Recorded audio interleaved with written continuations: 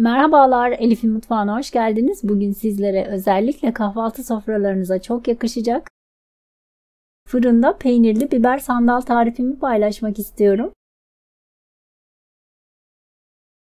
Yeni tariflerimden haberdar olabilmek için abone olup zil tuşuna basarak bildirimleri açmayı unutmayınız. Beğeni ve yorumlarınızı bekliyorum.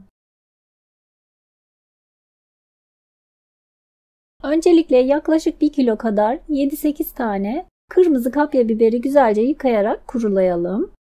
Daha sonra bir kasenin içerisine 1-2 yemek kaşığı kadar sıvı yağ alalım ve fırçayla biberlerimizi yağlayalım. Yağlı kağıt serilmiş olan tepsiye yerleştirelim. Daha sonra 250 derecelik ısınmış fırında yaklaşık 20 dakika kadar her iki tarafını da çevirerek közleyelim. Közlenmiş olan biberlerimizi bir kabın içerisine alalım ve kapağını kapatarak 10-15 dakika kadar bu şekilde bekletelim. Ki bu şekilde beklettiğimizde çok daha kolay soyulacak.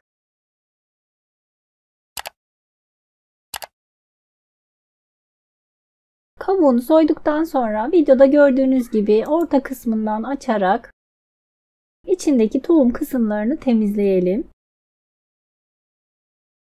Biberin şeklini bozmadan dikkatlice temizleyelim.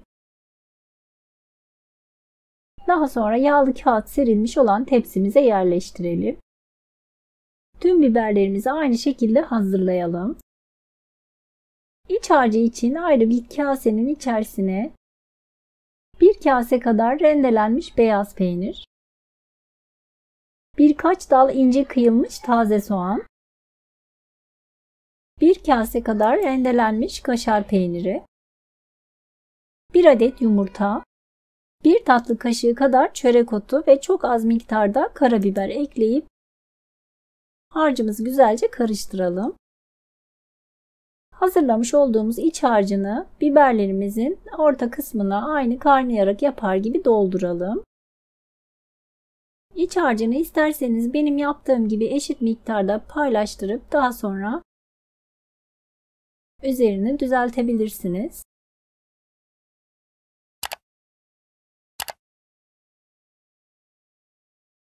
Daha sonra 180 derecelik ısınmış fırında peynirler eriyip hafifçe üzeri kızarana dek yaklaşık 15 dakika kadar pişirelim.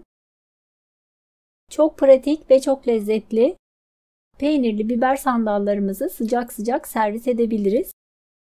Umarım sizler de dener ve beğenirsiniz.